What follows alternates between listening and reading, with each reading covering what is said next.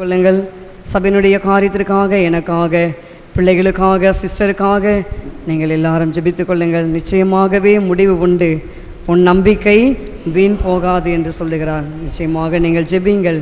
கர்த்தர் நம்மை ஆசீர்வதித்து நம் சபையை பெருக பண்ணுவார். ஹல்லேலூயா. இம்மட்டும் நமக்கு உதவி செய்தார். அதுக்கு தான் நம்ம கர்த்தருக்கு நன்றி சொல்லணும்.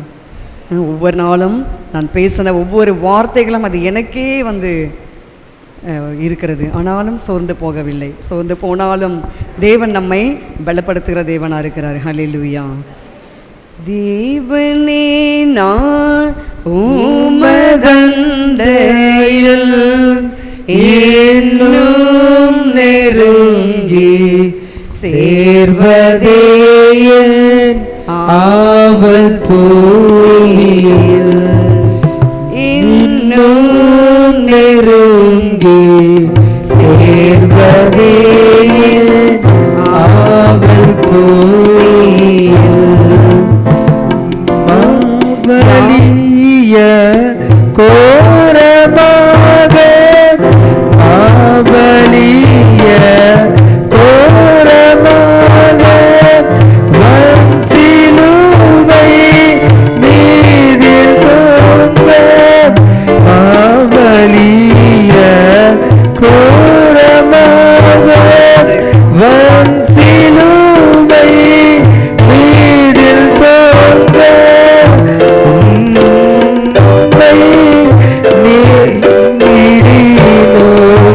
வாக்கடங்கா வல்லநாதா ஏவனே நான் உமதண்டையில் இன்னும் நெருங்கி சேர்வதே என் ஆவல் பூமியில். கண்களை மூடி நாம் ஜெபிக்கலாம். ஸ்தோத்திரிக்கிறோம் அப்பா, துதிக்கிறோம். இந்த நல்ல காலை வேளையில கூட கர்த்தாவே உம்முடைய வார்த்தையை நாங்கள் தியானிக்க போகிறோம். நீர் எங்களோடு பேசுங்க. ஆவியானவரே, அடிமை மறைத்து நீர் வெளிப்படுங்க. அடிமைக்கும் கேட்கிற ஒவ்வொருக்கும் அது பிரயோஜனமாக இருக்கட்டும். பரிசுத்த ஆவியானவர் எங்களை ஆட்கொள்ளுங்க. துதிக்கிற மகிமையெல்லாம் உமக்கே செலுத்துகிறேன். இயேசுவின் நாமத்தில் பிதாவே, ஆமேன். நாம் தியானத்திற்காக எடுத்துக்கொள்ளப்பட்ட வேத பகுதி யாக்கோபு நிருபம் 4ஆம் அதிகாரம் 8ஆம் வசனம். யாக்கோபு 4:8. அப்பொழுது அவர் உங்களிடத்தில் சேருவார். பாவிகளே, உங்கள் கைகளை சுத்திகரியுங்கள். இருமனம் உள்ளவர்களே, உங்கள் இருதயங்களை பரிசுத்தமாக்குங்கள். ஆமென். போதும். தேவனிடத்தில் சேருங்கள், அப்பொழுது அவர் உங்களிடத்தில் சேருவார். இந்த வருட கடைசியில் வந்திருக்கிறோம். நாம் என்ன செய்ய வேண்டும்? தேவனிடத்தில் நாம் சேர வேண்டும். ஒவ்வொரு நாளும் சேரணும். வருட கடைசியாக இருந்தாலும் பரவாயில்லை, வருட நடுவாக இருந்தாலும் பரவாயில்லை, ஆரம்பமாக இருந்தாலும் பரவாயில்லை. எந்த நேரமும் எல்லா காலத்திலும் நாம் என்ன செய்ய வேண்டும் சொல்லுங்கள்? தேவனிடத்தில் நாம் சேர வேண்டும். முக்கியமாக இந்த வருட கடைசியில் நாம் என்ன செய்யணும்? 3 விதமான காரியங்களை இங்கு யாக்கோபு நிருபர் சொல்லுகிறாரு. பாருங்க, தேவனிடத்தில் சேருங்கள், அவர் உங்களிடத்தில் சேருவார். உங்கள் கைகளை சுத்திகரியுங்கள். சுத்திகரிப்பு நமக்கு வேண்டும், சுத்தம் செய்யணும். அடுத்தபடியாக சேர வேண்டும், சுத்திகரிக்கப்பட வேண்டும், பரிசுத்தமாக்கப்பட வேண்டும். சுத்தம் வேறு, பரிசுத்தம் வேறு. நான் கடந்த வாரத்தில் உங்களுக்கு சொல்லியிருந்தேன், நம் இருதயம் பரிசுத்தமாக இருக்க வேண்டும் என்று சொல்லி. அதுபோல் இப்பொழுது கூட பாருங்கள், சேருங்கள். தேவனிடத்தில் நாம் சேர வேண்டும். எப்படி சேருவது? தேவனிடத்தில் எப்படி சேருவது? இல்லை, நம் உபவாசத்தோடு தேவன் பக்கமாக நாம் சேர வேண்டும். நம் ஜெபத்தோடு தேவன் பக்கமாக நாம் சேர வேண்டும். ஆலயத்துக்கு வரும் பொழுது நாம் ஆராதிக்க வருகிறோம் இல்லையா? ஆராதனை மூலமாக நாம் தேவனோடு சேர வேண்டும்.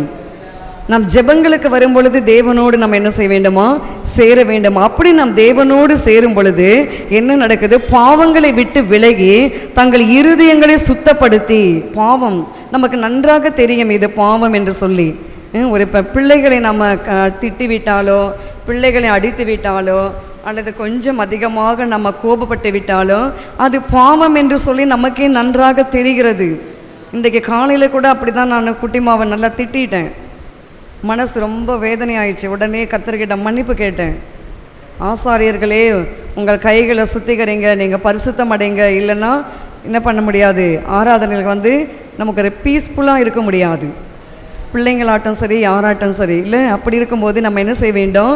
தங்கள் பாவங்களை விட்டு நம்ம சுத்திகரிக்கப்பட வேண்டும். நமக்கு நல்லா தெரியும் எது பாவம் என்று சொல்லி. ஸோ அந்த பாவத்திலேயே நாம் இராதபடிக்கு இந்த வருட கடைசி நம்ம என்ன செய்ய வேண்டும்? அந்த பாவத்திலிருந்து நாம் விலகி வெளியே வர வேண்டும். ஹல்லேலூயா சொல்லலாமா? என்கிட்ட என்ன சிஸ்டர் பாவம் இருக்குது, நான் என்ன செய்கிறேன்னு நீங்கள் யோசிக்கலாம். பாவம் எல்லாரிடத்துலையுமே இருக்கும்.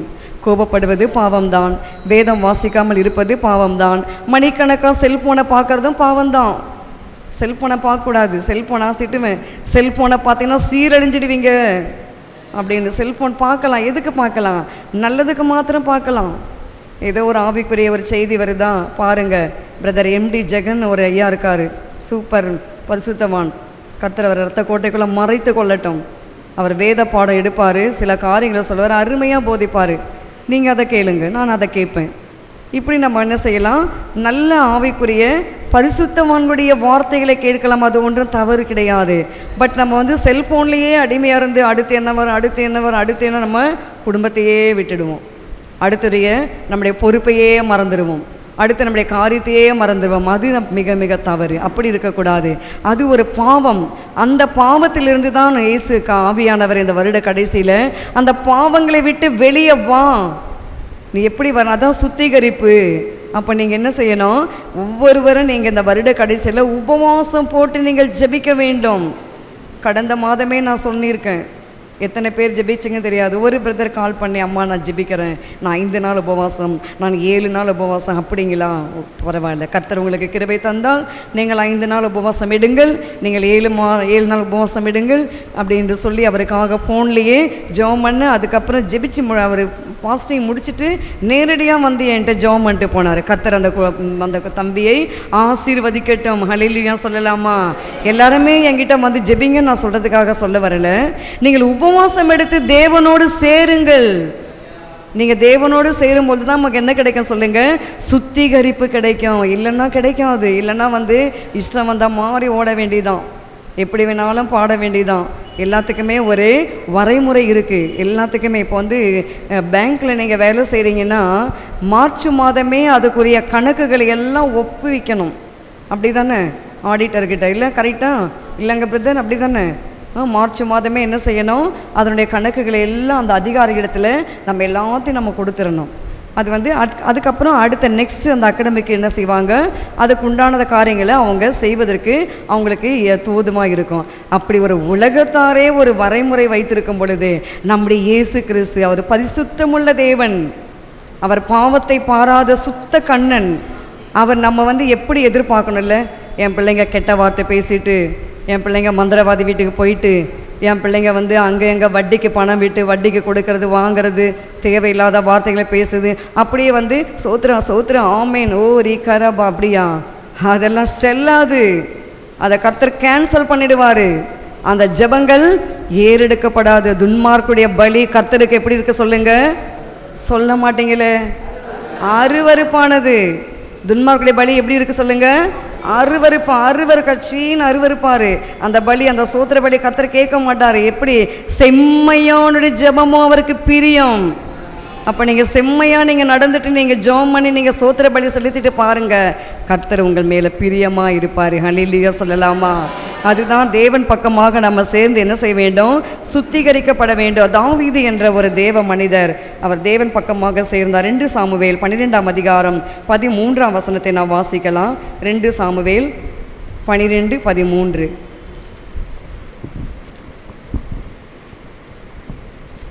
அப்பொழுது தாவீது நாத்தானிடத்தில், நான் கர்த்தருக்கு விரோதமாய் பாவம் செய்தேன் என்றார்.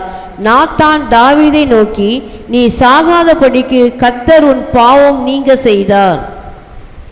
தாவீது பாருங்க, இந்த இடத்துல உங்களுக்கு நன்றாக தெரியும், அதை நம்ம விவரித்து சொல்ல வேண்டாம். தாவீது இந்த இடத்துல பாவம் செய்தபடினால அவர் என்ன செய்கிறாரு? தேவன் பக்கமாக சேருகிற ஒரு தருணத்தை அவர் ஏற்படுத்துகிறார். தாவீது நாத்தானிடத்தில், நான் கர்த்தருக்கு விரோதமாய் பாவம் செய்தேன் என்றான். நாத்தான் தாவீதை நோக்கி, நீ சாகாதபடிக்கு கர்த்தர் உன் பாவம் நீங்க செய்வார். அப்போ நமக்கு இன்றைக்கு வந்து ஒரு மன்னிப்பு வேண்டும், ஒரு பிழைப்பு வேண்டும் என்றால், நாம் பாவம் செய்து விட்டால் அந்த பாவத்திலேயே நாம் இருக்கக்கூடாது. அதற்கு பதிலாக நம்ம என்ன செய்ய வேண்டும்? அந்த பாவத்தை நம்ம அறிக்கையிட்டு தேவன் பக்கமாக சேர்வோமானால் கர்த்தர் அந்த பாவத்தை மன்னித்து நமக்கு இரக்கம் செய்வார். தாவீது இரக்கம் செய்தாரா இல்லையா? தாவீது இரக்கம் செய்து ராஜாவாக மாற்றினார், உயர்த்தினார். ஏனென்றால் தாவீது என்ன பண்ணாரு? தேவன் பக்கமாக சேர்ந்தாரு. அவர் அந்த பாவத்தை செய்துவிட்டு மூடி மழுப்பவில்லை. ஒன்றுமே இல்லை, நான் செய்யவே இல்லை, நான் பேசவே இல்லை, நான் பண்ணவே இல்லை என்று சொல்லி தாவீது என்ன செய்யவில்லை? மறைக்கவில்லை. அதற்கு பதிலாக தாவீது என்ன பண்ணாரு? நாத்தான் இடத்துல போய் சொல்றாரு. நாத்தான் அதற்கு தீர்க்கதரிசி நாத்தான் என்றால் இன்றைக்கு நாத்தான் ஆகிய பரிசுத்த ஆவியான இடத்துல நாம் போய் சொல்ல வேண்டும். ஊழியரிடத்துல சொல்லக்கூடாது. யாரிடத்துல சொல்ல வேண்டும் சொல்லுங்கள்? பரிசுத்த ஆவியான இடத்துல தேவ சமூகத்துல சேர்ந்து, தேவனே என் பாவம் இப்படி இருக்கிறதப்பா, என் அக்கிரமம் இப்படி இருக்கிறதப்பா, என் குடும்ப காரியம் இப்படி இருக்கிறதப்பா, என் மனைவியிடத்துல நான் உண்மையா இல்லை, என் கணவனிடத்துல நான் உண்மையா இல்லை, என் பிள்ளைங்க இடத்துல நான் உண்மையா இல்லை. சில பேர் பாருங்களேன், பிள்ளைங்களை போட்டு சத்தம் போடுவாங்க, ஏய் செல்போனை பார்க்காத, அதை பார்க்காதுன்னு. இங்கே பார்த்துட்டு கிடக்கும் அப்பாவும் அம்மாவும். மணிக்கணக்காக என்ன பண்ணுங்க? செல்லை பார்த்துக்கிட்டு செல்லை மூழ்கிட்டு கிடப்பாங்க. அப்படி இருக்கக்கூடாது. இல்லை, நம்ம என்ன சொல்கிறோமோ அதை தான் பிள்ளைகளுக்கு போதிக்க வேண்டும். நம்மளே இந்த மாதிரி பண்ணிட்டு பிள்ளைங்களை போயிட்டு அது குற்றப்படுத்தும். அப்பா நீ சரியா, அம்மா நீ சரியா, நீயே செல்ஃபோனை பார்க்குற, நீயே இது பண்ணுற அப்படின்னு பிள்ளைகள் என்ன செய்வார்கள்? பெற்றவர்களை குற்றப்படுத்துவார்கள். அந்த விஷயத்தை நம்ம மிகவும் கவனமாக இருக்க வேண்டும். அதனால தான் பாருங்களேன், டீச்சர்ஸ் எடுத்துக்கொள்ளுங்க, ஆசிரியர்கள் தவறு செய்தால் கூட ஸ்டூடெண்ட்டை நல்ல முறையில் நடத்தி கொண்டு வருவார்கள். இங்கே நம்ம அநேக ஆண்டுகளுக்கு முன்னதாக டாக்டர் ஜீவானந்தம் இன்னைக்கு ஐயா இன்னைக்கு அவர் ஊழியக்காரர் ஆகிட்டு, அவர் இன்னைக்கு இல்லை, அவர் மரிச்சிட்டாரு, தேவனோடு இருக்கிறாரு. அவர் அப்படி தான் ஆசிரியர் இருக்கும்போது அப்படி தான் நடந்து கொண்டாரா. ஏய் பிள்ளைங்கிட்ட போய் சிகரெட் வாங்கிட்டு வாடா, அதை வாங்கிட்டு வாடா, இதை வாங்கிட்டு வாடா, போதை பொருள். அவர் அப்போ ரட்சிக்கப்படலை. அதுக்கு பிறகு ரட்சிக்கப்பட்ட பிறகு அவர் அந்த பாவத்தை உணர்ந்து மனம் திரும்பினார். ஐயோ நம்ம இப்படிலாம் செஞ்சோமே, இப்படி பண்ணமே என்று சொல்லி. அதே போல தான் இன்றைக்கி நாம் கூட பேரண்ட்ஸ் பிள்ளைங்க கிட்ட எப்படி இருக்கணும் சொல்லுங்கள்? நாம் செய்கிற தவறை பிள்ளைகள் கண்டு குற்றப்படுத்தக்கூடாது. நாம் ஒரு நல்ல நிலைமையில் இருந்தால்தான் அந்த பிள்ளைகள் நம்மை பார்த்து நல்ல வழியில் நடக்க முடியும். அப்போ நம்ம பிள்ளைங்க பார்க்கணும், எங்கள் அம்மா எப்போதும் ஜெபம் பண்ணுறாங்க, எங்கள் அம்மா எப்போதும் தேவனிடத்தில் பேசுகிறாங்க, எங்கள் அப்பா ஜெபம் பண்ணுறாரு, எங்கள் அப்பா இதெல்லாம் பார்க்குறதில்ல, நானும் அப்படி தான் இருக்க போகிறேன், நானும் அப்படி தான் தேவனிடத்தில் சேர போகிறேன் அப்படின்னு பிள்ளைகள் ஃபாலோ பண்ண வேண்டும். இன்றைக்கி நம் குடும்பங்கள் எந்த நிலைமையில் இருக்குது? இன்றைக்கு அதிலிருந்து நாம் வெளியே வர வேண்டும். பிரியமானவர்களே, நம் இருதயம் சுத்திகரிக்கப்பட வேண்டும். நம்ம கர்த்தருடைய சமூகத்தில் நாம் தேவன் பக்கமாக சேரும் பொழுது தாவீதை கர்த்தர் நினைத்தனது மாதிரி நம்மையும் நினைத்து நம் பாவங்களை மன்னித்து நமக்கு இரக்கம் செய்கிற தேவனாக இருக்கிறாரு.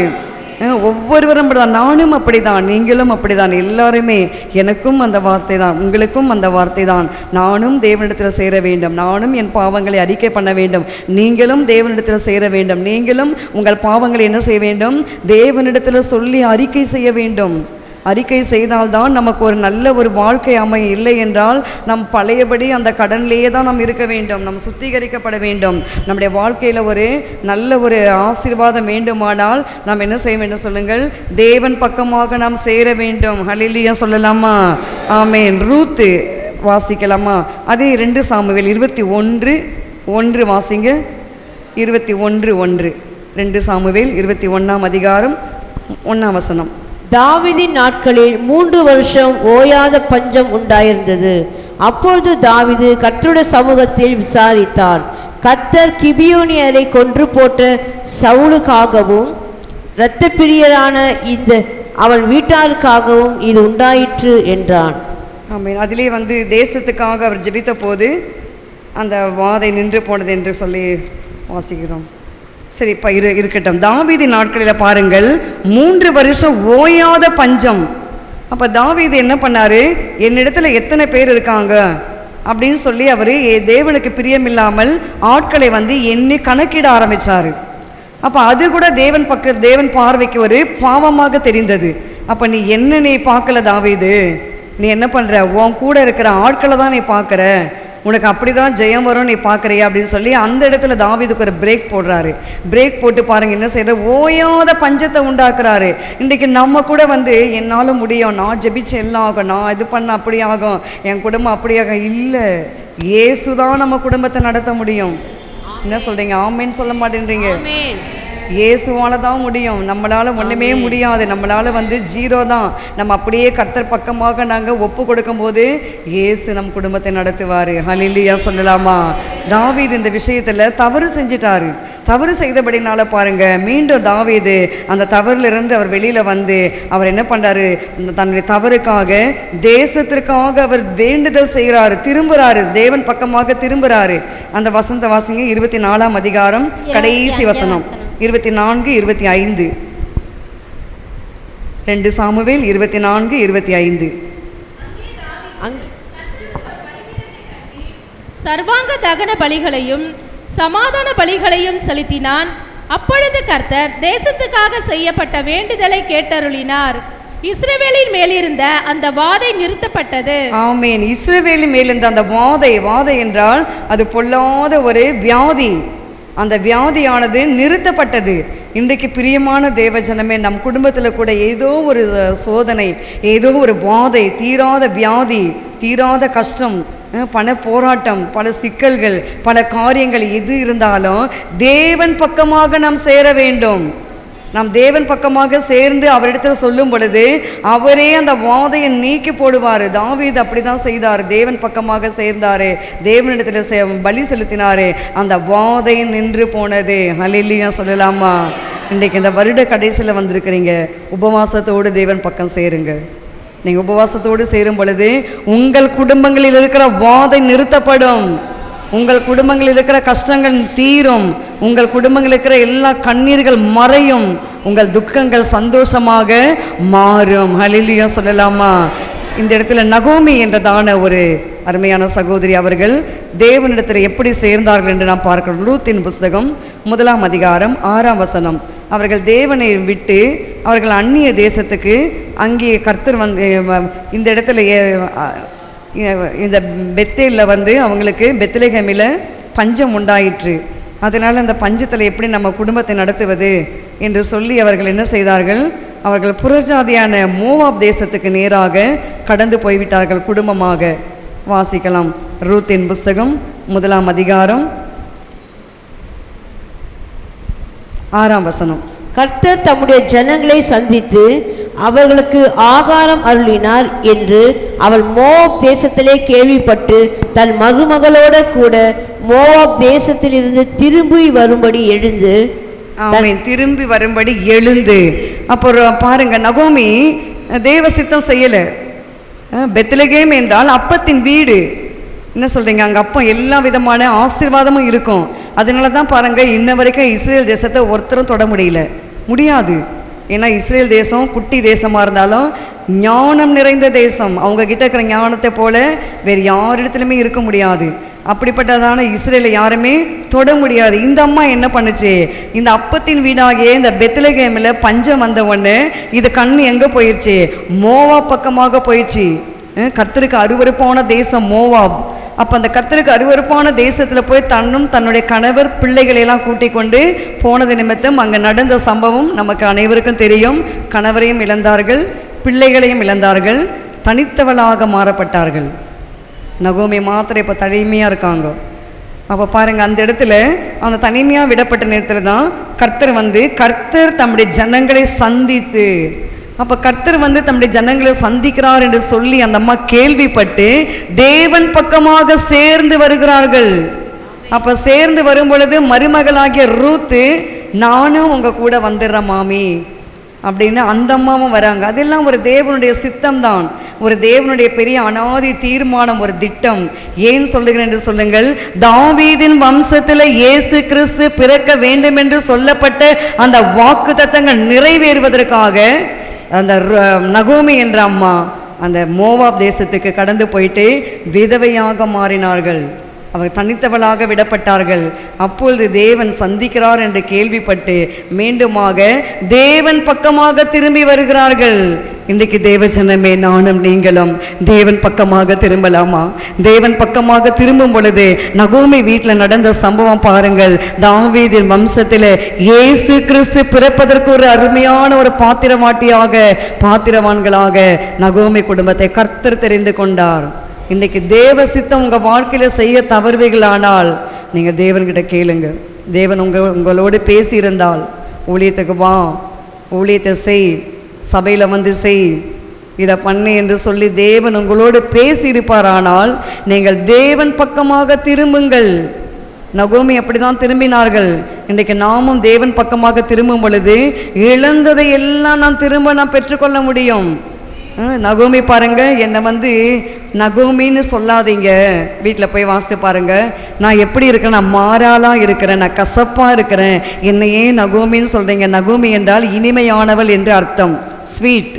அப்போ என்ன நீங்கள் என்ன பண்ணாதீங்க, நகோமின்னு சொல்லாதீங்க, நான் மாறான்னு சொல்லுங்கன்னு அவ்வளோ மனக்கசப்போடு அந்த அம்மா சொல்கிறாங்க. அந்த மனக்கசப்பை கர்த்தர் மாற்றினார். ஹல்லேலூயா சொல்லலாமா? எப்போ மாற்றுகிறார் சொல்லுங்க? தேவன் பக்கமாக திரும்பும் போது. நம்ம தேவன் பக்கமாக திரும்ப மோவாப்லேயே இருந்துக்கிட்டு மோவாப் ராஜா கொடுக்குற எல்லா நல்ல திட்டங்களையும் வாங்கி சாப்பிட்டுக்கிட்டு தேவனை மறந்துட்டு இருந்தா நகோமி அம்மாவுக்கு அந்த ஒரு நல்ல வாழ்க்கை கிடைத்திருக்குமா? கிடைத்திருக்காது. ஆனால் பாருங்கள், தேவன் பக்கமாக நகோமி திரும்பினார்கள். அதனால இயேசு கிறிஸ்து அந்த குடும்பத்தில் பிறக்கும்படியாக கர்த்தர் கிருபை கொடுத்தாரு. ஹல்லேலூயா.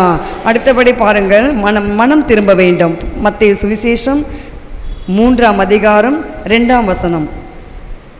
மத்தேயு எல்லாருக்கும் தெரிந்த வசனம், பார்க்காமலேயே சொல்லிடலாம். கர்த்தருக்கு வழியை ஆயத்தப்படுத்துங்கள். 3:2 மனம் திரும்புங்கள், பரலோக ராஜ்யம் சமீபித்திருக்கிறது என்று பிரசங்கம் பண்ணினான். போதும், மனம் திரும்புங்கள், மனம் திரும்ப வேண்டும்.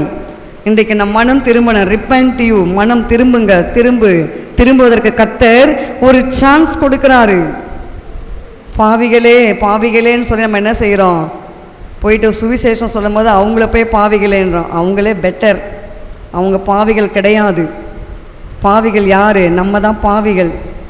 நம்மளே பாவிகளாக இருந்துக்கின்னு அவங்கள போய் பாவிகளே நீங்கள் மனம் திரும்புங்கன்றோம். அப்படி இல்லை. நம்ம முதலாவது நாம் மனம் திரும்ப வேண்டும். பரலோக ராஜ்யம் எப்படி இருக்க சொல்லுங்க? சமீபமாக இருக்குது, பக்கத்தில் இருக்குது, சீக்கிரம் இயேசு வரப்போகிறாரு, கதவு கிட்ட நிற்கிறாரு. அவர் இக்காலத்தை கையில் வைத்து கொண்டு ரெடியாக இருக்காரு. அவர் எப்போ வருவார் நமக்கு தெரியாது. இரவில் வருவாரோ, அதிகாலையில் வருவாரோ, அல்லது நள்ளிரவில் வருவாரோ நமக்கு தெரியாது. ஏதோ ஒரு நேரத்தில் இயேசு வரப்போகிறாரு. அதுக்கு தான் நம்ம என்ன செய்கிறோம்? ஆயத்தமாக இருங்க என்று சொல்கிறோம். மனம் திரும்புங்கள். மந்திரவாதி வீட்டுக்கு போகிற ஜனமே மனம் திரும்புங்கள். கலகமூற்ற ஜனமே மனம் திரும்புங்கள். சபையை குறித்து தூற்றி திடுகிற ஜனமே மனம் திரும்புங்கள். எப்படி இருக்கு? பரலோக ராஜ்யம் சமீபமாக இருக்கிறது. போதும், பேசுனதெல்லாம் போதும். கடைசி காலம், இனிமேல் நம்ம பேச வேண்டாம். பேசி நம்ம என்ன செய்யக்கூடாது? சாபத்தை வாங்கி கொள்ளக்கூடாது. சபையை குறித்து, அதுவும் முக்கியமாக சபையை குறித்து பேசக்கூடாது. சபை என்றால் தேவனுடைய வீடு. தேவன் இங்கே வாசம் பண்ணுகிறாரு. தேவன் இந்த இடத்துல உலாவி கொண்டிருக்கிறாரு.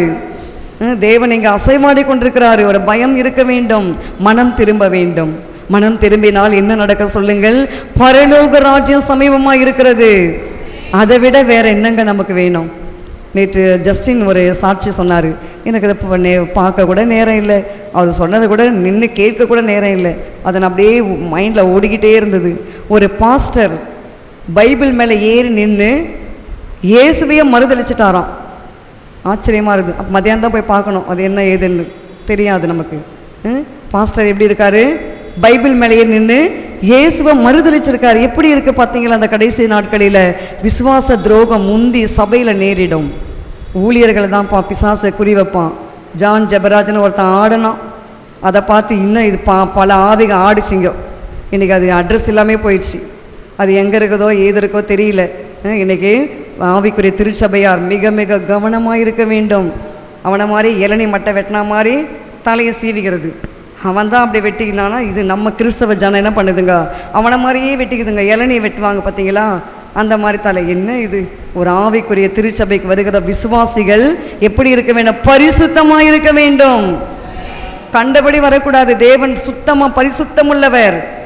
அந்த பரிசுத்தத்தை எதிர்பார்க்குறாரு. நம்முடைய முடி, நம்முடைய நடை, நம்முடைய உடை, நம்முடைய எல்லாமே எப்படி இருக்கணும்? தகுதியாக இருக்க வேண்டும்.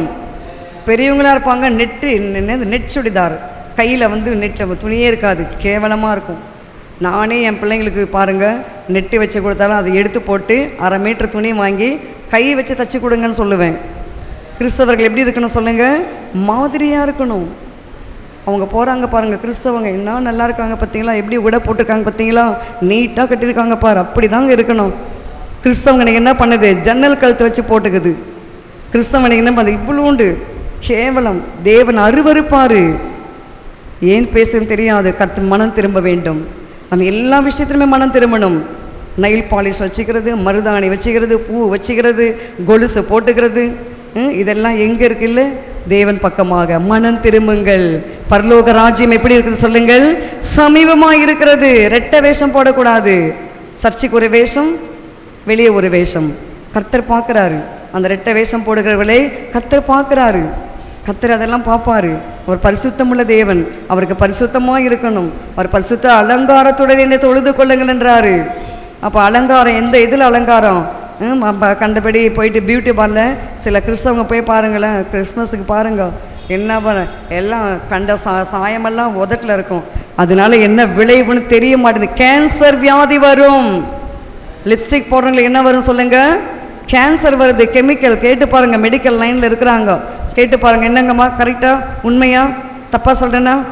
உண்மை தானே? கண்ட டையெல்லாம் அடிக்காதீங்க, கேன்சர் வரும், ஸ்கின் ப்ராப்ளம் வரும். நம்ம சரீரத்தை நாம் எங்கே கெடுத்துக்கணும்? இல்லை, நீ தேவனுடைய ஆலயம். நம்ம இருதயம் என்ன எப்படி இருக்கு சொல்லுங்க, தேவனுடைய ஆலயமாக இருக்கிறது. அந்த தேவனுடைய ஆலயத்தை நம்ம என்ன செய்யக்கூடாது, கண்டபடி போட்டு நம்ம கெடுத்து கொள்ளக்கூடாது.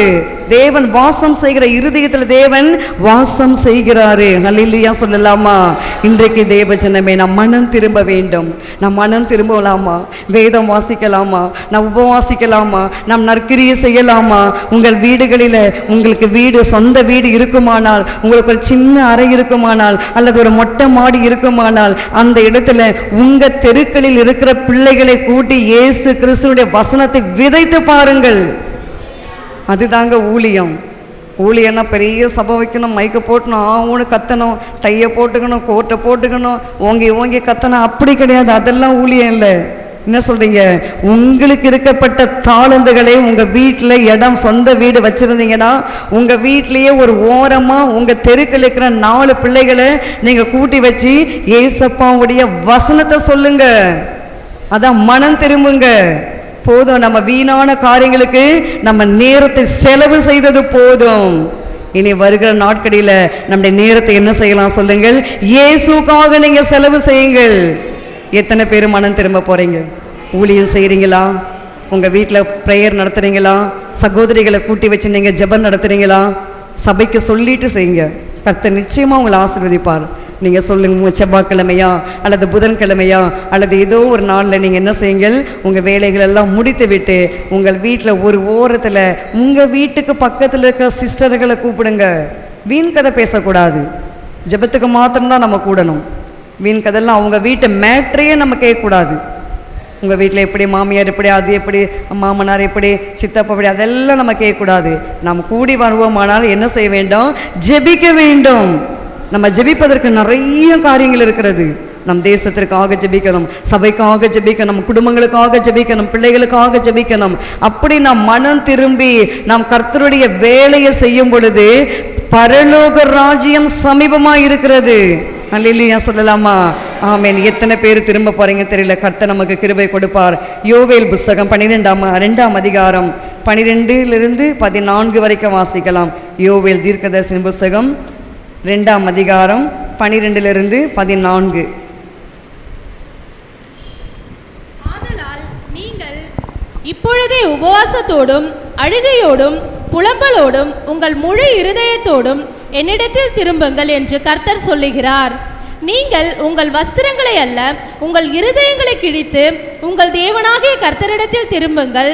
அவர் இரக்கமும் மன உருக்கமும் நீடிய சாந்தமும் மிகுந்த கிருபையும் உள்ளவர். அவர் தீங்குக்கு மனஸ்தாபப்படுகிறவருமாய் இருக்கிறார். ஒருவேளை அவர் திரும்பி மனஸ்தாபப்பட்டு உங்கள் தேவனாகிய கர்த்தருக்கு போஜன பலிகையும் பான பலிகளையும் செலுத்துகிறதற்கான ஆசீர்வாதத்தை தந்தருளுவார். ஆமென். போதும். ஆதலால் நீங்கள் இப்பொழுதே உபவாசத்தோடும் அழுகையோடும் புலம்பலோடும் உங்கள் முழு இருதயத்தோடும் என்ன செய்யுங்கள்? என்னிடத்தில் திரும்புங்கள். அல்லேலூயா சொல்லலாமா? திரும்பலாமா? என்னிடத்தில் திரும்ப, இயேசுனிடத்தில் திரும்பணும். எப்படி? உபவாசத்தோடு. இப்பொழுது, ரைட் நவ், இப்போதான், இந்த வருடமே, இந்த வாரமே, நாளை தினத்திலேயே மத்தியானத்திலேயே நம்ம என்ன செய்யணும்? உபவாசத்தோடும் அழுகையோடும் கண்ணீரோடு தேவ சமூகத்தில், அடுத்து புலம்பலோடும் உங்கள் முழு இருதயத்தோடு என்ன செய்யுங்கள்? என்னிடத்தில் திரும்புங்கள் என்று கர்த்தர் சொல்லுகிறார். தீர்க்கதரிசி யோவேல் சொல்லல, யார் சொல்றதீங்க? கர்த்தர் சொல்லுகிறார். அப்படி நாம் திரும்பும் பொழுது உங்கள் வஸ்திரங்களை அல்ல, உங்கள் இருதயங்களை கிழித்து கொண்டு திரும்புங்கள். எப்படிங்க சிஸ்டர்? இருதயத்தை ஓப்பன் சர்ஜரி பண்ணிடலாமா? அப்படி தானே? இல்லை, அதான் நம்ம இருதயத்தை கிழிக்கிறதுன்னு அர்த்தம். இப்படி ஓப்பன் சர்ஜரி பண்ணிடலாமா? இல்லை.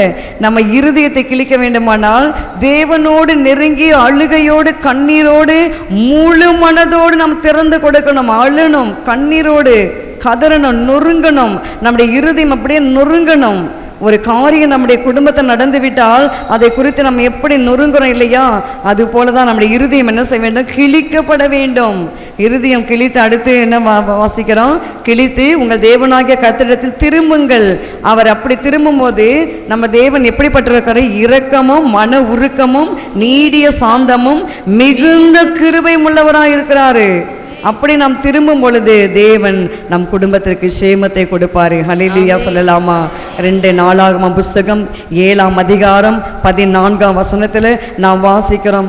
வாசித்து பாருங்கள். 2 நாளாகமம் 7ஆம் அதிகாரம் 14ஆம் வசனம். என் நாமம் தரிக்கப்பட்ட என் ஜனங்கள் தங்களை தாழ்த்தி ஜெபம் பண்ணி தங்கள் பொல்லாத வழிகளை விட்டு திரும்பினால் நான் அவர்களை கேட்டு அவர்கள் தேசத்துக்கு என்ன கொடுப்பேன்? சேமத்தை கொடுப்பேன். ஹல்லேலூயா. வாசிங்கள்.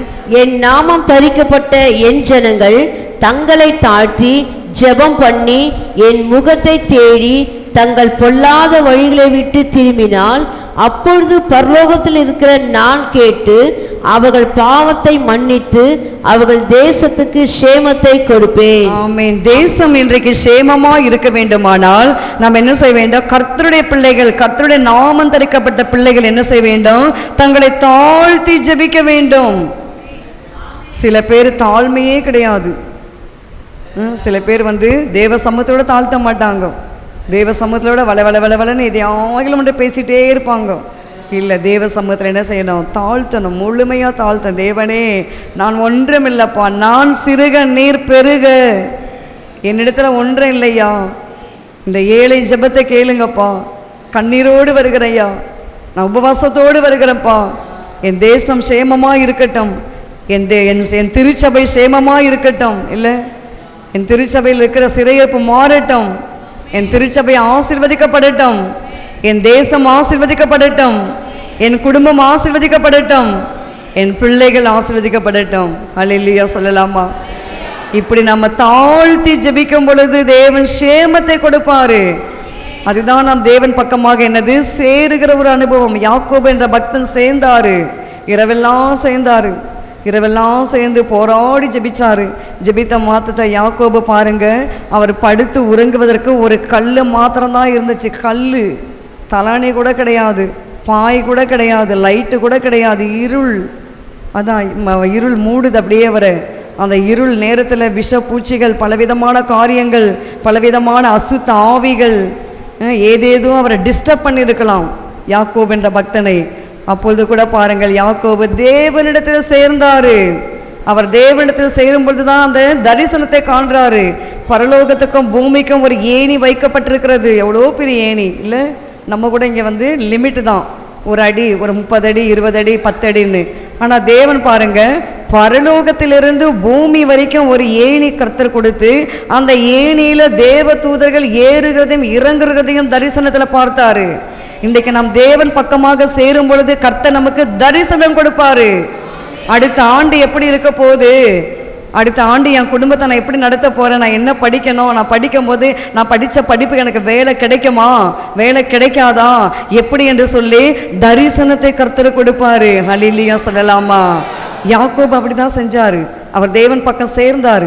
சேரும்போது தான் இந்த பரலோக தரிசனம் உண்டாச்சு. அடிமை கூட கடந்த நாட்களில் ஜெபித்து கொண்டிருந்தேன். 5 நாட்கள் உபவாசம் போட்டு நான் ஜெபித்தேன். வருகிறதான தமிழ்நாட்டிலே கர்த்தர் ஒவ்வொரு மாதமும் எடுக்கிற முயற்சிகள் தேவனுக்கு பிரியமாக இருக்கணும். ஸ்டாலின் ஐயாவுக்கு நல்ல சுகம் கொடுக்கணும், அப்படின்னு சொல்லி சில காரியங்களுக்காக ஜெபித்த ஒவ்வொரு நாள் ஒன்று. கடைசியாக திருச்சபைக்காக நான் ஜெபிக்கும்போது கர்த்தருடைய ஆவியானவர் எனக்கு ஒரு தரிசனத்தை காண்பித்தார். நம்முடைய மறைந்த சாம்சுந்தர ஐயா அவர்கள் இந்த வழியாக வருகிறார். அந்த ஒரு கேட்டு தான் இருக்குது, அந்த வழியாக வராரு. நாங்கள் அந்த நடையில் நாங்கள் உட்கார்ந்து ஒரு டீமாக ஏதோ ஒரு ஒர்க் பண்ணிகிட்ருக்கோம். அதாவது பிபிஎஸ் தான், அது என்னன்னு எனக்கு சரியாக தெரியல. அப்படி நாங்கள் அங்கே உட்காந்து செய்து கொண்டு இருக்கிறோம். சாம்சுந்தர ஐயா அவர்கள் வெள்ளை உடை சும்மா பிரகாசமாக இருக்கார். அவர் அப்படியே அந்த கேட்லேருந்து வராரு. இந்த இதுக்கு வந்துட்டு இது வரைக்கும் அப்படி போயிட்டு மறுபடியும் அவர் கடந்து போயிட்டார். அப்போது எனக்கு நான் ஆவியானவர்கிட்ட கேட்டேன், என்ன ஆவியானவரே, மூத்த பரிசுத்தவான் வந்திருக்கிறாருப்பா, இதுக்கு எனக்கு என்ன அர்த்தம் தெரியல. அப்போ ஆவியானவர் சொன்னார், இந்த இடம் உனக்கு சொந்தம் இல்லை மகளே. எப்படி? இந்த இடம் உனக்கு சொந்தம் இல்லை, க்ளீனாக சொன்னார். எனக்கு அப்படியே அதிர்ச்சி ஆச்சு. இவ்வளோ நம்ம ஜெபிக்கிறோம், இவ்வளோ விசுவாசத்தோடு ஜெபிச்சிட்ருக்கிறோம், இரவெல்லாம் நம்ம கான்ஃபரன்ஸ் காலில் ஜெபிக்கிறோம், எப்படி சொந்தமாக இருக்காது? ஐயோ, இது பிசாசு சத்தமாக கூட இருக்கலாம் அப்படின்ட்டு நான் அந்த அளவுக்கு பெரிதாக நான் எடுத்துக்கொள்ளவில்லை. அதற்கு பிறகு சில தரிசனங்களும் கர்த்தர் கொடுத்தாரு. ஆல்ட்ரேஷன் பண்ணது மாதிரி, சிமெண்ட்டுகள்லாம் இறங்கின மாதிரி, ஏதோ ஒரு தரிசனம். இதெல்லாம் என்னுடைய மன உளைச்சலினால் வருகிறது என்று நான் நினைத்து கொண்டிருந்தேன். அப்பொழுது பாருங்கள், கர்த்தர் க்ளீனாக சொன்னார். அதுக்கேற்ற மாதிரி காரியங்கள் எல்லாம் ஒவ்வொன்றாக நடக்க ஆரம்பித்தது. ஹல்லேலூயா சொல்லலாமா? ஆவியானவர் பேசுவார். தேவன் பக்கமாக சேரும் பொழுது பேசுவார், தரிசனம் காட்டுவார். யாக்கோபு என்ற பக்தனுக்கு கர்த்தர் தரிசனம் காண்பித்தார். தேவ ஜனமே, இன்றைக்கு உங்களுக்கு தரிசனம் வேணுமா? உங்கள் கண்கள் தரிசனம் காண்கிற கண்களாக மாற வேண்டுமா? உங்களை நீங்கள் தேவன் பக்கமாக சேருங்க. நிச்சயமாக கர்த்தர் உங்களுக்கு தரிசனம் கொடுப்பார், நிறைய காரியங்களை கொடுப்பார். கடந்த சட்டமன்ற தேர்தலில் கூட நான் ஜெபித்து கொண்டிருந்தேன். ஜெபிக்கும் பொழுது கூட நிறைய பேர் சொன்னாங்க, இவங்க வரமாட்டார், அவர் வரமாட்டார்னு.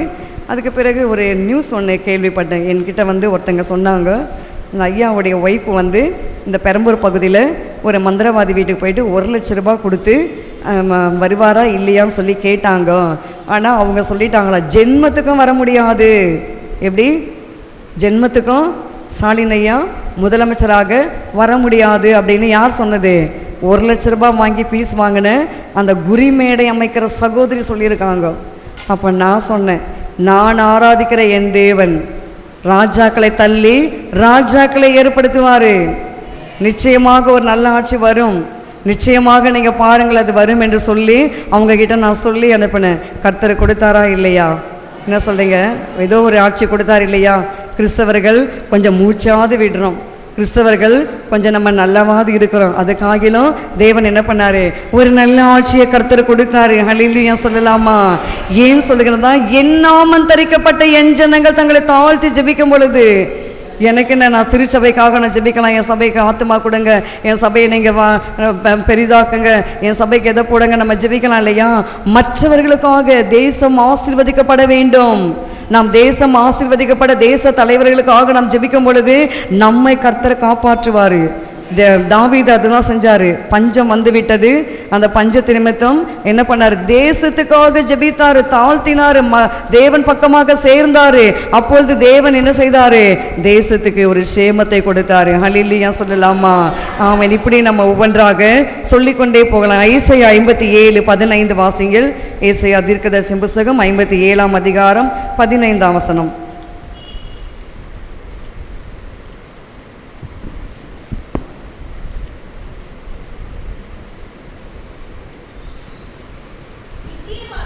ஆமென். பரிசுத்தர் என்கிற நாமம் உள்ளவருமாகிய மகத்துவமும் உன்னதமானவர் சொல்லுகிறார், உன்னதத்திலும் பரிசுத்த ஸ்தலத்திலும் வாசம் பண்ணுகிற நான் பணிந்தவர்களின் ஆவியை உயிர்ப்பிக்கிறதற்கும் நொறுங்கினவர்களின் இருதயத்தை உயிர்ப்பிக்கிறதற்கும் நொறுங்குண்டு பணிந்த ஆவி உள்ளவர்களிடத்திலும் வாசம் பண்ணுகிறேன். ஆமென். தேவன் பக்கமாக சேர்ந்து நம்ம இருதயங்களை கர்த்தர் பக்கமாக நொறுங்கி ஜெபிக்கும் பொழுது ஆவியானவர் நம்மிலே வாசம் செய்வார்.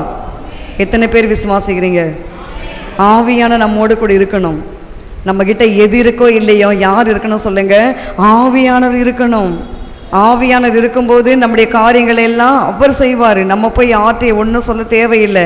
ஆவியானவரே என் கூட இருங்க, ஆவியானவரே எனக்கு நொறுங்கின இருதயத்தை தாங்க, என் உள்ளத்தில் நீங்கள் என்ன பண்ணுங்க, வாசம் பண்ணுங்க. அதனால தான் கொரிந்தியர் புத்தகத்தை நான் வாசிக்கிறோம், நீங்கள் தேவனுடைய ஆலயமாக இருக்கிறீர்கள், தேவ ஆவியான உங்களில் எப்படி இருக்கிறாரா, வாசமா இருக்கிறார். 2 கொரிந்தியர் புத்தகம் 3ஆம் அதிகாரத்தில் நான் வாசிக்கிறேன். வாசிங்கள் 2 கொரிந்தியர் புத்தகம்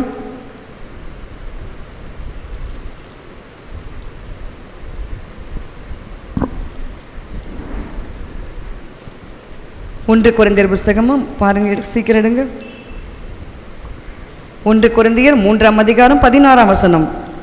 நீங்கள் தேவனுடைய ஆலயமாய் இருக்கிறீர்கள் என்றும் தேவனுடைய ஆவி உங்களில் வாசமாய் இருக்கிறார் என்றும் அறியாதிருக்கிறீர்களா? ஆமென். நீங்கள் தேவனுடைய ஆலயமாய் இருக்கிறீர்கள். நாம தான் ஆலயம், நம்ம இருதயம் தான் தேவனுடைய ஆலயம். அதனால தான் நம்ம இருதயம் என்ன செய்ய வேண்டும், சுத்திகரிக்கப்பட வேண்டும். நம் இருதயம் தேவன் பக்கமாக பணிந்த ஆவி, நொறுங்கின ஆவி தேவன் பக்கமாக நாம் நெருங்க வேண்டும், நாம் தேவன் பக்கமாக சேர வேண்டும். நீங்கள் கண்ணீரோடு ஜெபிச்சு பாருங்களேன், நீங்கள் கண்ணீரோடு ஜெபிச்ச ஜெபத்திற்கு மிகுந்த பலன் உண்டு. அதனால தான் தாவீது சொல்லுவார், கண்ணீரோடு விதைக்கிறவர்கள் கம்பீரத்தோடு அறுப்பார்கள். கண்ணீரின் ஜெபம் இன்னைக்கு மிக விலையேற பெற்றது. நிறைய பேர் சொல்லலாம், கர்த்தர் எல்லாம் செஞ்சுட்டார், நம்ம ஏன் கண்ணீர் வடிக்கணும், நம்ம எல்லாம் கர்த்தருக்கு தெரியாதா, நம்ம சொல்லணும், நம்ம கண்ணீர் வடிக்கணும், நம்ம கண்ணீரை கர்த்தரிடத்துல கொடுக்கணும், நம்ம கண்ணீர் அங்கே போய் சேரணும். சும்மாவா பக்தன் தாவீது எழுதி வைக்கிறாரு, என் கண்ணீரை கணக்கில் அல்லவோ வைத்திருக்கிறீர், அதை துருத்தியில் வச்சிருக்கிறீங்களே. துருத்தி என்றால் பாட்டில். நாம் வடிக்கிற ஒவ்வொரு கண்ணீரும் என்ன செய்கிறார்கள், அந்த தேவன் அவருடைய பரலோகத்தில் பாட்டிலில் சேர்த்து வைக்கிறாரு. வீண் போகலைங்க, நம்ம கண்ணீர் ஒன்றும் வீண் போகாது. நீங்கள் நம்ம நினைக்கலாம், நம்ம கண்ணீர் வடிச்சிட்டு நம்ம தொடச்சிட்டு அப்படியே போயிடுச்சு. இல்லை, நாம் வடிக்கிற ஒவ்வொரு சொட்டு கண்ணீரும் நம்ம என்ன பண்ணுற, தேவன் கணக்குலையும் வைக்கிறாரு, பாட்டிலில் சேர்த்து வைக்கிறாரு. வசனம் இருக்குது சங்கீதத்தில், வீட்டில் போய் வாசித்து பாருங்க. அதுக்கு தான் நம்ம சொல்கிறோம், என்னது, தேவன் பக்கமாக சேருங்கள் என்று சொல்லி. அப்படி நாம் சேரும் பொழுது எபிரேயர் புஸ்தகம் 10ஆம் அதிகாரம் 22ஆம் வசனத்தை வாசிங்கள். எபிரேயர் 10:22.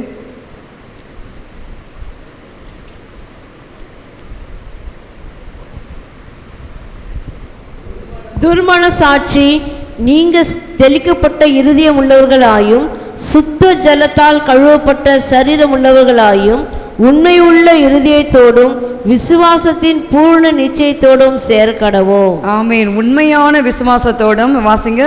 துர்மன சாட்சி, நீங்க சுத்த ஜலத்தால் கழுவப்பட்ட சரீரம் உள்ளவர்களாயும் உண்மையுள்ள இருதயத்தோடும். உண்மையான இருதயம் அதுதான் முக்கியமா. உண்மை, நம்ம இருதயம் எப்படி இருக்க வேண்டும், உண்மையா இருக்கணும். திருக்குள்ளதான் இருக்கக்கூடாது, கேடுள்ளதான் இருக்கக்கூடாது. இங்கேயும் அங்கேயும் கோல் சொல்லிக்கிட்டு, கோல் மூட்டிக்கிட்டு, கலகம் பண்ணிட்டு, ரெண்டகம் பண்ணிக்கிட்டு, உள்ள ஒன்று வெளியில ஒன்று இல்லை, அப்படி இருக்கக்கூடாது. எப்படி இருக்கணும், உண்மையுள்ள இருதயத்தோடு விசுவாசத்தின் பூர்ண நிச்சயத்தோடு சேர வேண்டும். நம் பூர்ண நிச்சயம், நம்ம கிட்ட பாவம் இருக்கு, இல்லைன்னு சொல்லலை, பாவம் இருக்குந்தான். அந்த பாவத்தோடு நம்ம போய் சேரக்கூடாது. அந்த பாவத்தை விட்டு வெளியே வந்து, தேவனே என் பாவத்தை மன்னிங்கப்பா, என் மீறுதல்களை மன்னிங்கப்பா, என் அக்கிரமங்களை மன்னிங்கப்பா, வேதனை உண்டாக்கும் வழி என்னிடத்துல உண்டோ என்று பார்த்து நித்திய வழியில் என்னை நடத்துங்க. 139ஆம் சங்கீதத்தில் கடைசி வசனம் வாசிங்கள். சங்கீத புஸ்தகம் 139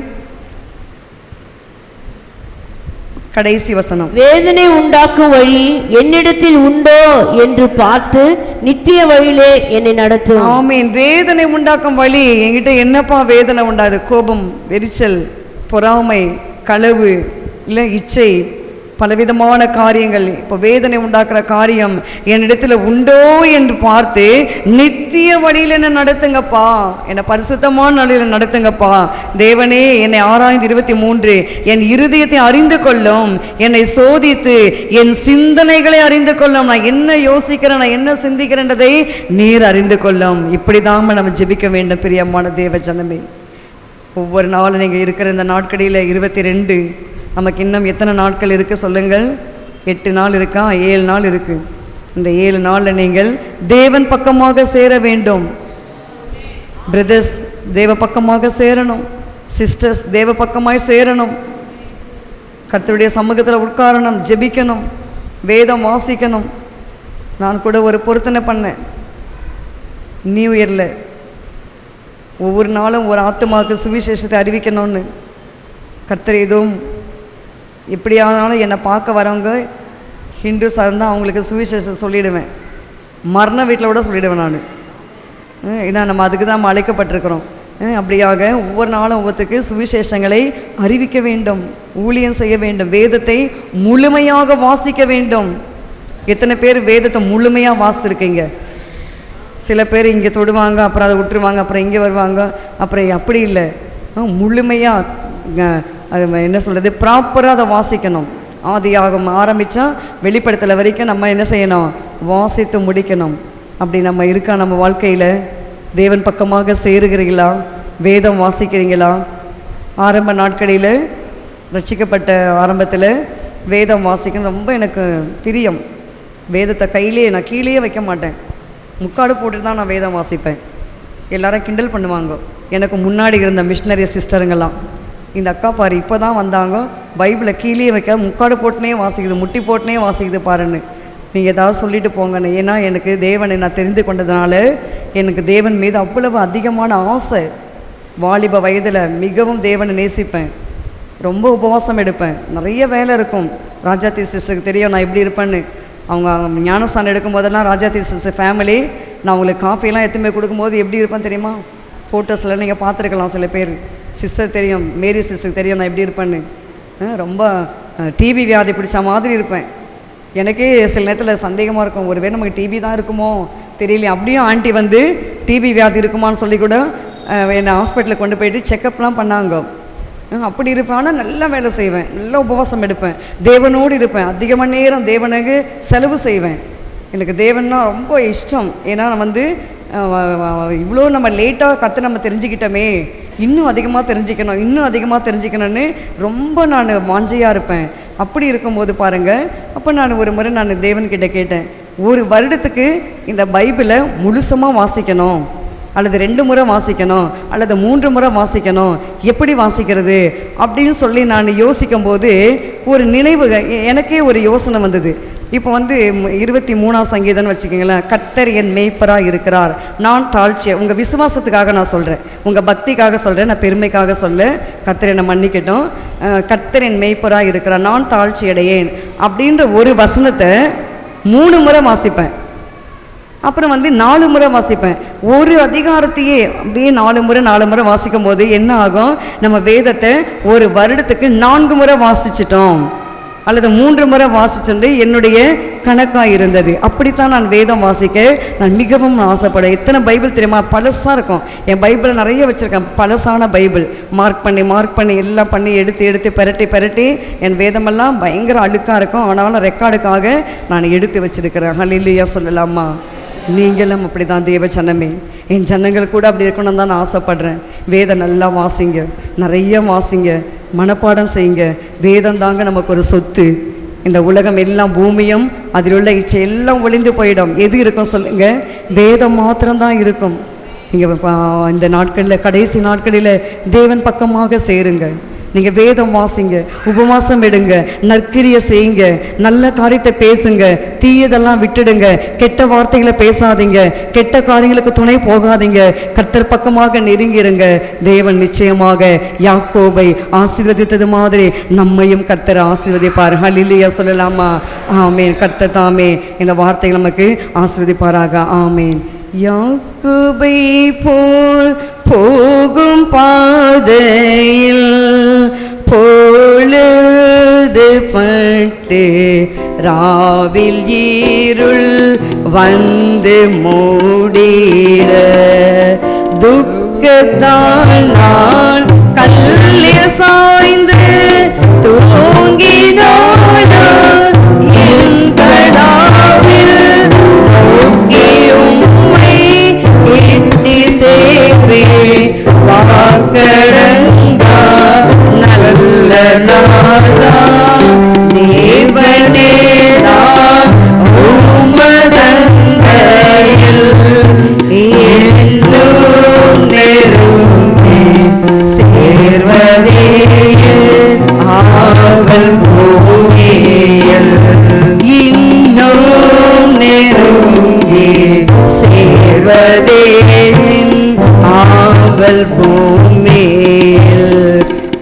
ஆமேன் கர்த்தாவே. கண்களை மூடுவோம். எல்லாரும் இருக்கிற இடத்துல எல்லாரும் உட்காருங்கள். கண்களை மூடி தேவனை நோக்கி பாருங்கள். தேவனே, என் பாவத்தை மன்னிங்கப்பா, என் குற்றங்களை மன்னிங்கப்பா, என் மீறுதல்களை மன்னிங்கப்பா, என் அக்கிரமங்கள் எது இருந்தாலும் தேவனிடத்துல எல்லாம் வாய்களை திறந்து சொல்லுங்கள். இந்த வருட கடைசியில் வந்திருக்கிறோம்ப்பா. தாவீதை போல, நகோமியை போல நாங்கள் தேவன் பக்கமாக நாங்கள் திரும்புகிறோம். பரலோக ராஜ்யம் சமீபமாக இருக்கிறது. அந்த பரலோக ராஜ்யத்தை நாங்கள் சேர வேண்டையா, அதற்கு நீர்களை ஆயத்தப்படுத்துங்க, பரிசுத்தப்படுத்துங்கப்பா. புதிய ஆண்டு 2025ஆம் ஆண்டுல அப்பா அகில உலக இளம்பி பிரகாச திருச்சபை ஒவ்வொரு விசுவாச குடும்பங்கள் தேவன் பக்கமாக சேரட்டும், தேவனுக்காக நிற்கட்டும், ஊழியர் செய்கிற சபையாக மாறட்டும், நற்கிரியை செய்கிற சபையாக மாறட்டும் அப்பா, ஜெபிக்கிற சபையாக மாறட்டும். தேவன் ஒவ்வொரு குடும்பங்களில ஆசீர்வாதங்கள் தங்கட்டும் ஐயா. வேதத்தை நன்றாக வாசித்து தியானித்து அப்பா தேவனுக்கென்று ஊழியம் செய்கிற திருச்சபையாக எங்களையும் எங்கள் குடும்பங்கள் ஒவ்வொருவரையும் கர்த்தர் அப்படியாக நடத்துவீராக. காத்துக்கொள்ளுங்க, பலப்படுத்துங்க. துதிக்க மகிமையெல்லாம் உமக்கே செலுத்துகிறேன் இயேசுவின் நாமத்தில் பிதாவே, ஆமேன். நாம் சேர்ந்து சொல்லுவோம். என் ஆத்துமாவே கர்த்தரை ஸ்தோத்திரி, என் முழு உள்ளமே பரிசுத்த நாமத்தை ஸ்தோத்திரி. என் ஆத்துமாவே கர்த்தரை ஸ்தோத்திரி, கர்த்தர் செய்த சகல உபகாரங்களையும் மறவாதே. ஆமேன். ஹல்லேலூயா, ஹல்லேலூயா, ஹல்லேலூயா.